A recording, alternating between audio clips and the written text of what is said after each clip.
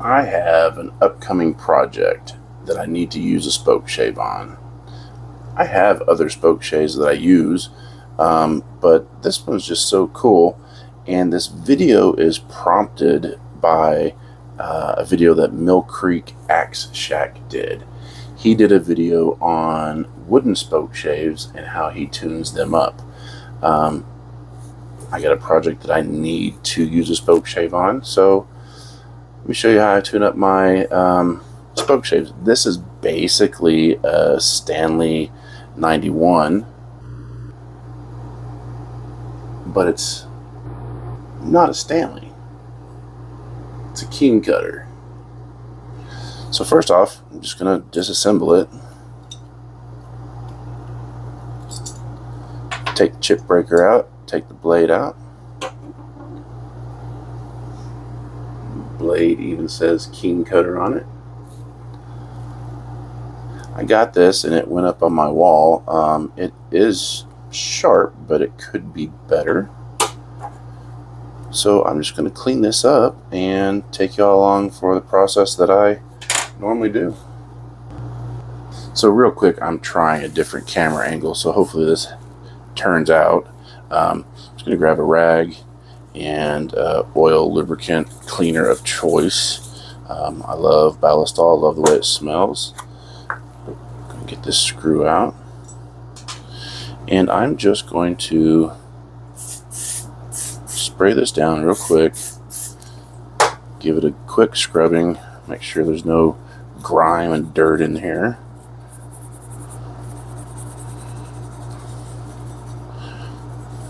I can already tell the underside of this really needs, well, I say it needs, it's a little rough.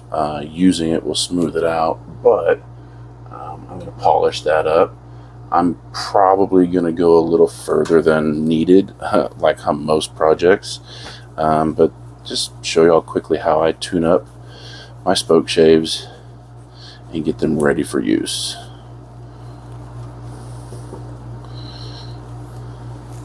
Get that stuff out of the way, and I'm going to go get some sandpaper. And first thing is, I'm going to just kind of knock all this patina, rust and stuff off, and just make this as smooth as possible. It's already pretty close, but it could be much better. So what I've got is some 320, has some double-sided tape. If you've got a really smooth surface, you can use some Windex or something like that to stick it down to the surface. This metal top is pretty smooth. The whole wetting it down with Windex or water or something like that, I've never really had good luck with that. So I'm just going to use a little double-sided tape. I don't currently have any Windex, so I'm just going to wet this down with some Simple Green, or just get basically something for lubrication, right? Now I'm going to start with the 320, and I'm going to work my way up to just 400, because this isn't really that bad. And I'm just going to work this back and forth.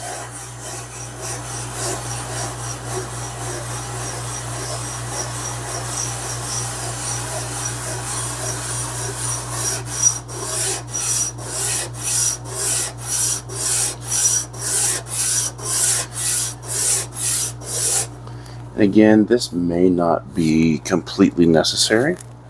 What do I do with my rag? The more you use it, the smoother it will get, but I have no idea when the last time somebody used this was. It's got a lot of rust on the back of it. Let me find out what I do with my rag real quick. What did I do with that thing? Here it is.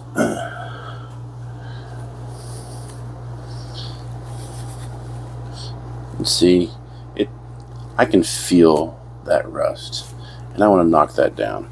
Is it necessary? No, I don't think it is, but I like to do it.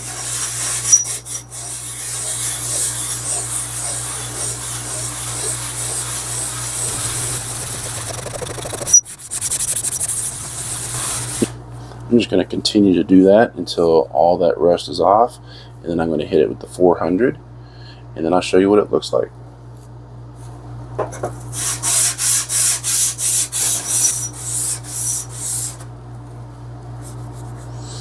Now, I'm not going for perfection, and you can take this as high as you want to and do a mirror polish on it. You can do whatever you want to with your tools.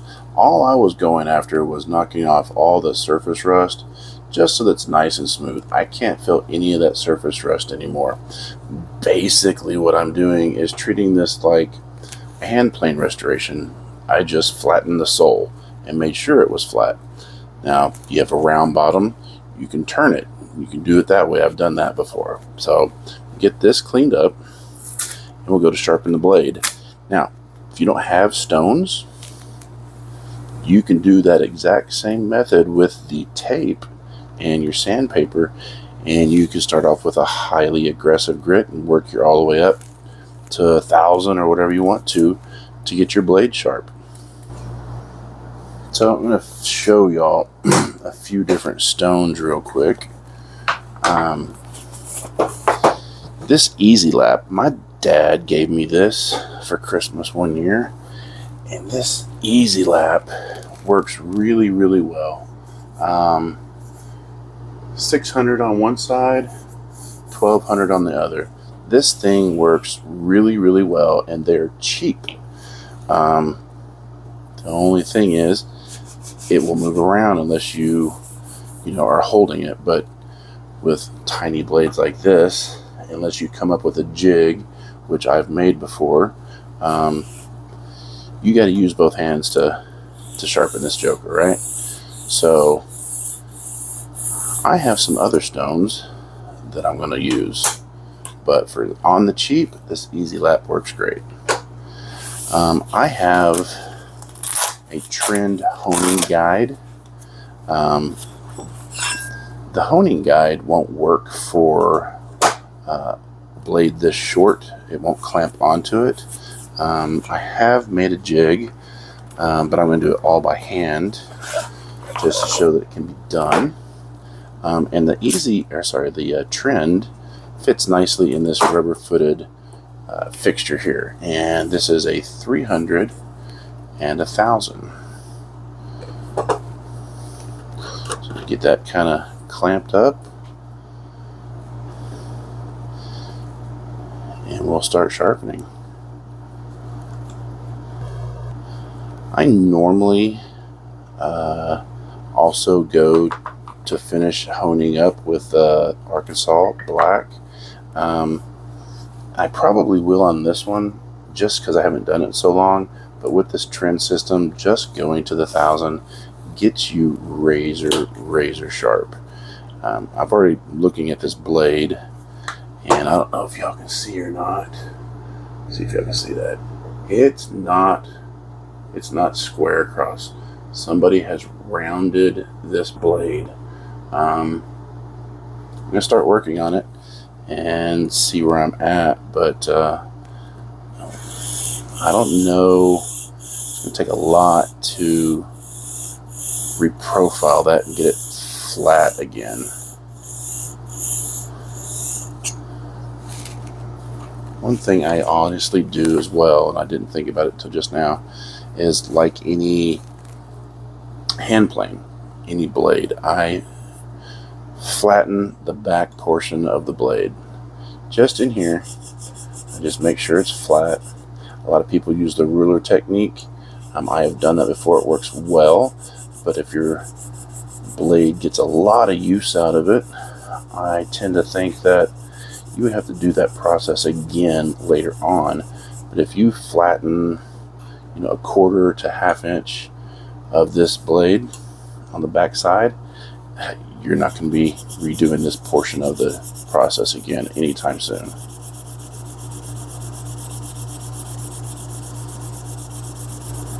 Don't know if you can see or not, but you can tell I'm starting to get there. It's not completely flat, but it will be when I'm done with it.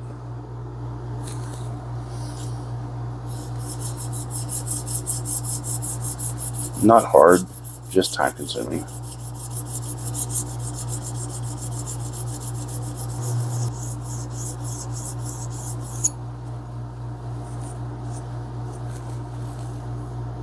Okay, the back of that is completely flat now. And as high up as I went with that, I will never have to do that again. So now to work on this edge, like I showed you earlier, it is somebody sharpened it with a curve in it, and I prefer my blades to be flat just because of how I set them up. So I'm going to start working on sharpening this blade. Flattening the back of it only took me about 10 minutes. And like I said, I'll never have to do that again.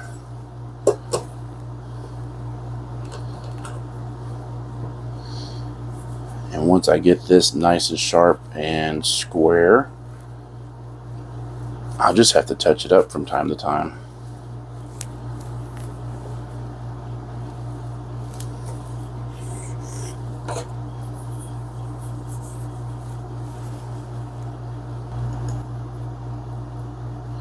Make sure you find that bevel, just like sharpening anything else. Now the back is flat. Square this up. When I have a burr all the way across the back, I'll move to the 1000 grit, and then I'll move to the Arkansas black to hone it up. Yeah, let me find a different rag for this. I know I don't have any microfibers right now, so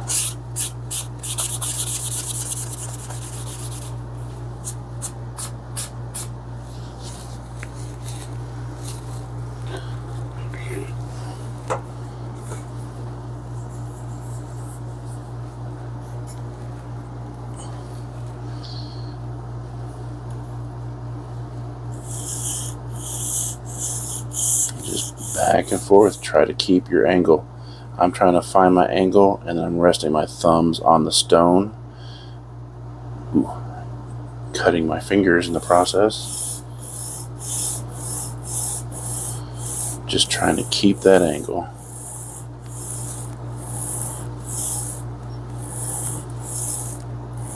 It's like sharpening a chisel or a hand plane iron. Just flat on the back and a single bevel on the front.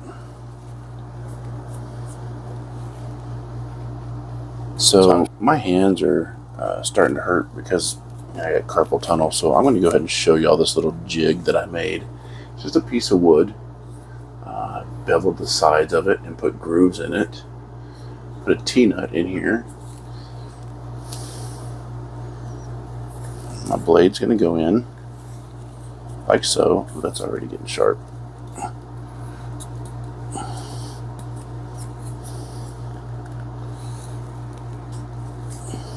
So I can do this where y'all can see what I'm doing.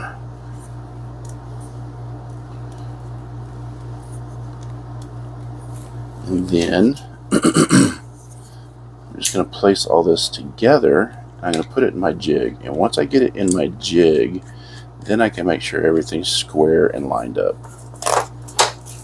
And if you're not good with sharpening or you have hand issues like I do, this trend honing guide is absolutely amazing. So on the trend, if you see, it has these grooves in it, right? And that's what the grooves on the side of the board line up with index on, so that this jig can hold it. Now the trick is getting it set up correctly and then clamping it in place where it doesn't move.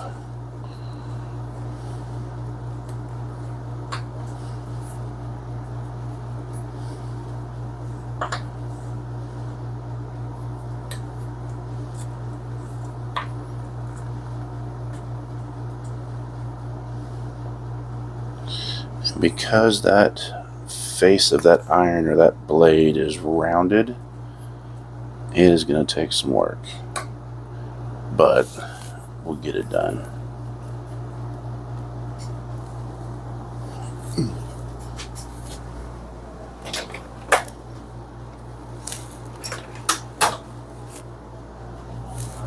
tighten that up real quick so it doesn't move. And we'll go back to the regularly scheduled program.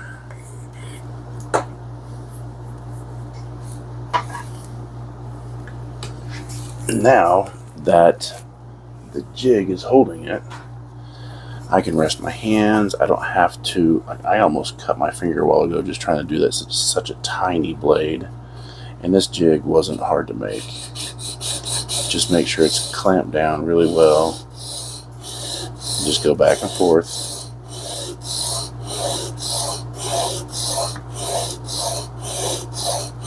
Just like you would sharpening anything else.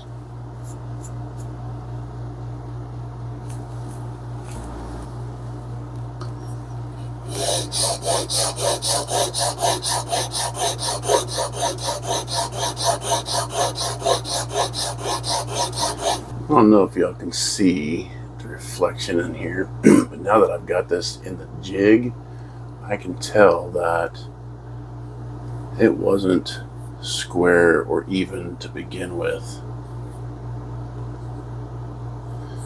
Taking a lot off this side, and it's barely even hitting this side at all. So this is going to take a little bit of time. You know, part of me just wants to sit here and chit chat with y'all and ramble on, but nobody wants to see me sharpen a blade forever. This whole process probably going to take me 30-40 minutes to get this blade trued back up. So it's real heavy on this side. It's barely taking anything over here, and it's because it is arched. But when I'm done, it should be nice, square, and flat. Just make sure you have equal pressure across the front of the whole jig.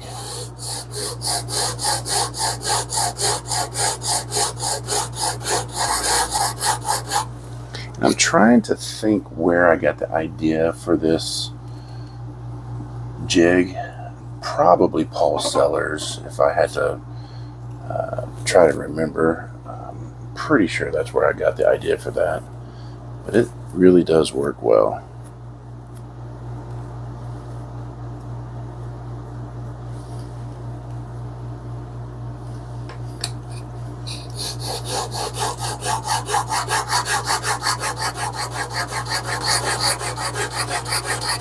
And can y'all see how fast I'm going with this? If I was to hold this small blade with my hand, I would have already cut myself. I almost cut myself a while ago and I was trying to be careful. So this jig really does help in many different ways.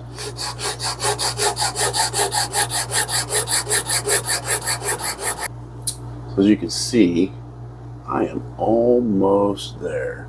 A little portion over here on this side that still needs to come up. That's usable there. If you're going to see the little burr all the way across the back side or not. But I want to get this level all the same. So reprofiling it with the coarse grit is going to take the longest, and when I flip it over to the 1000, I'm not going to have to go over it very much at all. So this is maybe going to take me another, in total, 5-6 minutes after I get this completely done. Just reprofiled basically. That's what always takes the longest, is reprofiling it. This edge is really coming out straight. It's already stupid sharp. I could remove that burr right now and go to work with it.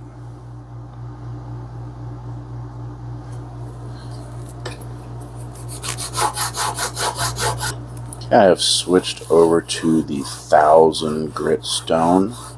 I'm getting close to, well, now that I'm talking, I can't keep track of how many times I've been doing this, but I usually go back and forth about 80 times.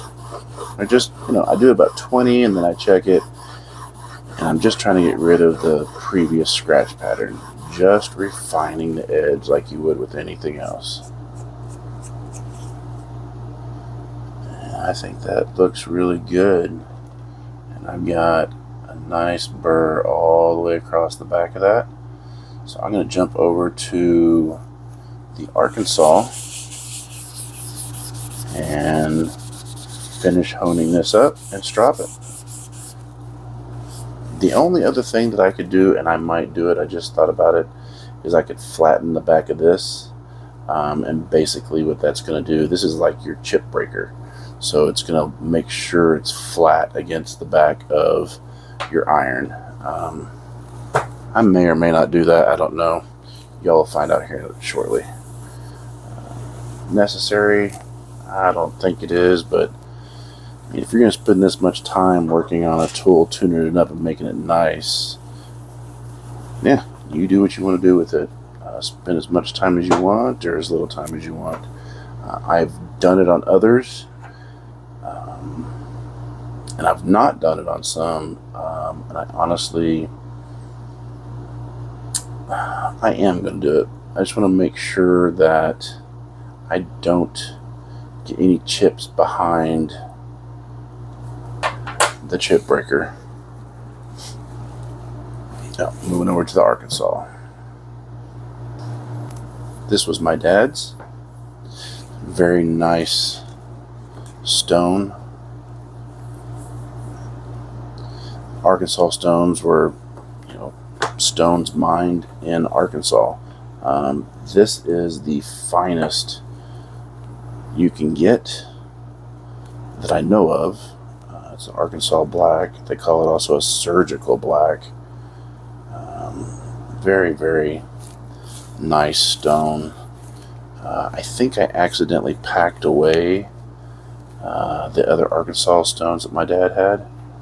Now the only thing with this one is the stone's not wide enough to completely cover the blade, so I'm going to have to go like this direction, and I'm going to go this direction, and I have to work it back and forth just to make sure I get everything done.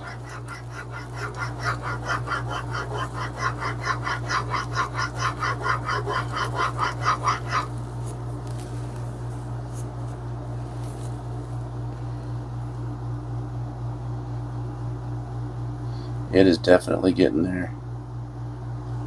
Nice wiry edge all the way across the back.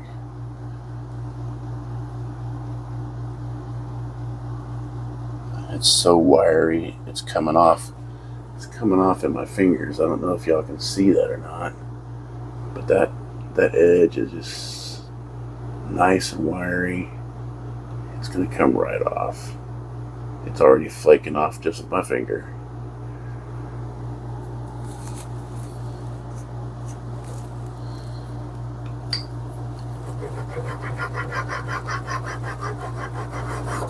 Alright, that's been about 100 strokes. It is not a mirror edge, but it sure is a nice one. And just honing that front side, the bevel side, has removed most of that burr altogether. Go ahead and take this out. Wipe this down, get it out of the way.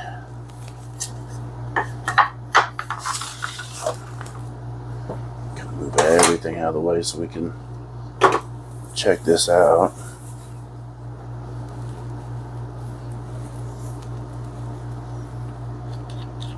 And again, that's just a threaded knob, a washer, and a T-nut on the back, and I cut a slot so that it would hold the blade in this jig.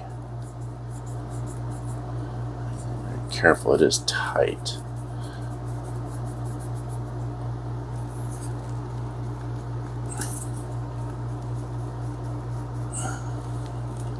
I think maybe it's tight because I got it clamped up, maybe. Take that jig off. Get this blade out. Come on, man. Don't be difficult. I got people watching. Definitely tight in there. Oh, I know what it is. That T-nut's just barely holding on. think it is. It's been so long since I've used this jig. Yeah, that T-nut's holding the back of that blade. Get it past it now. There we go.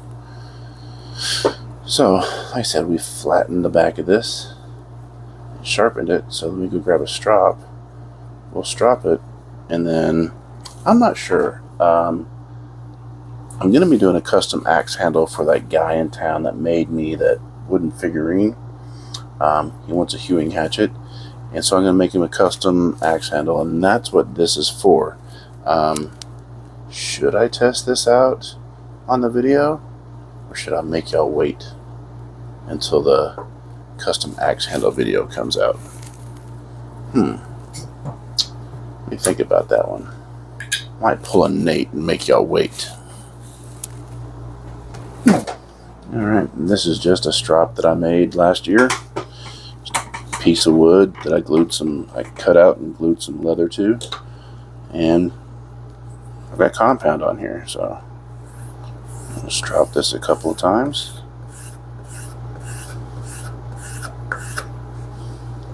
Lay it flat and drag it.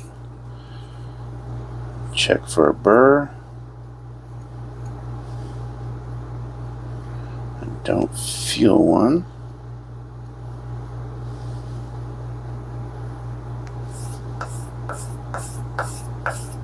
Because I could have left it in the jig to do this, but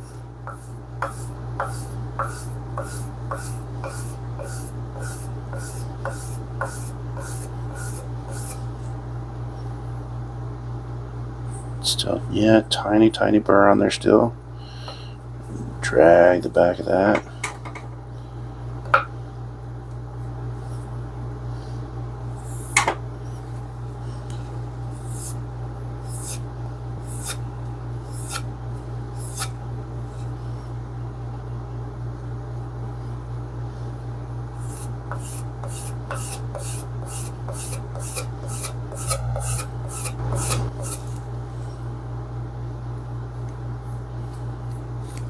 Alright, I think that is good to go. Let's clean this. Screw it, I'm not going to clean nothing up. I'm just going to roll with it. Let's just do it. I'm going to check out this edge though. It's not quite a mirror edge, it's a little dull. But y'all can see the reflection of the little Bell System oil can. Little oil can here is what I was trying to get the reflection off of. Alright, we can go ahead and get all this cleaned up, and then we'll get this back together. No, who am I kidding? I'm not cleaning up nothing. We'll just put this back together. Oh, excuse my fat head. Alright. So, to get this back together, and it's easy to remember which way it goes. Just look at the symbol. Basically, spoke shaves. Most people run them bevel back toward the body. So basically, the wording is going to be facing forward. Get the screw back in here.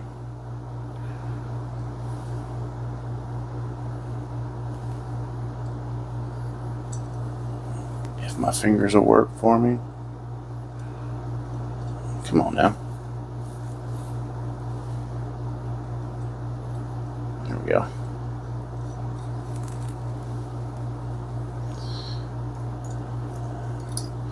Drop your blade in there. Chip breaker. Get that screw a little too tight. Back that screw off. So that chip breaker will drop all the way down. Come on now. Oh, I know what it is. This back piece is hanging up. Alright, there we go. So, how I set this initially is I will push the body and everything down on the desk. Then I'll snug this nut and back it off, and then this piece I will tighten it until it holds the blade in place. And I got part of my rag in there, so back that off. Do it on a surface that is not going to damage the blade, but still will give a flat registry, like a piece of wood. And just because I'm a little ADD, I'm going to try and set this up to where the screws and stuff are facing a certain direction, like so. Alright, so that is just the very minimum cut you can get. I, like some others, like to set my spokeshaves up where one side takes a deeper cut than the other. Now for me, normally I set, looking at it, I set the left side up shallow and the right side a little bit deeper. And to set it, you can use a hammer, you can use whatever, you just tap that blade. And you just do that, test it out, and you can tell if you're getting a deeper cut or not. And I can't leave y'all hanging. Yes, I'll go ahead and show y'all. Let me go ahead and get set up, and I'll show y'all how this is cutting. Alright, this is actually the board that I'm going to be using to make that hatchet handle, so I don't want to take too much off of it.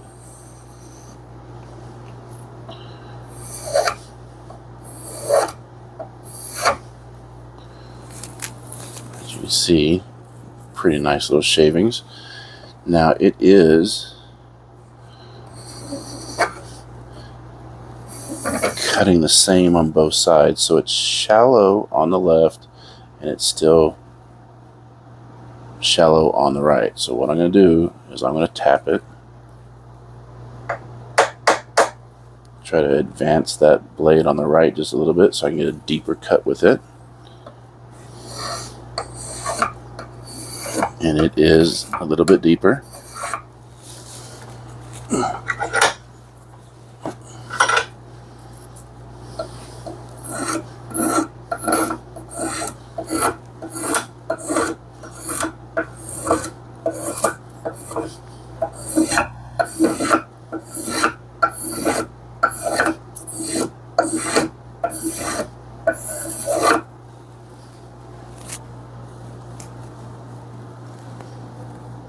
I can't even see what I'm looking at. Let me go back to the wood. This is where everything gets tricky in this little shop. I don't have room.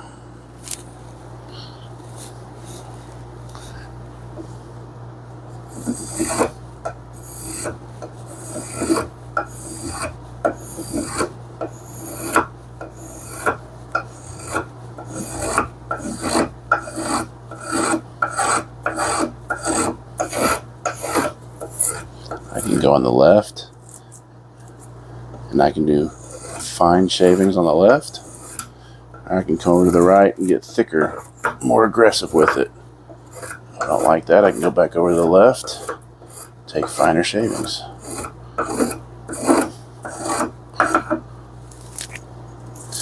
Well, guys, gals, that is how I tune up my spoke shaves. Truly hope that y'all liked the video. I really like this king cutter. I think it tuned up nicely. It's working well, and I look forward to making that hatchet handle. I'm going to start on that this week, maybe a couple weeks before the video comes out, just because I'm going to be doing something that I've never done with it before. But stick around. I appreciate y'all watching. If y'all got any comments, any questions, comments as far as what I might be able to do differently. I mean, this is pretty much, I think, the way everybody tunes them up. I'm not sure. I could be wrong. Woo! Y'all okay? If y'all do it differently than I do, let me know in the comments. Appreciate y'all watching. We'll see you next time.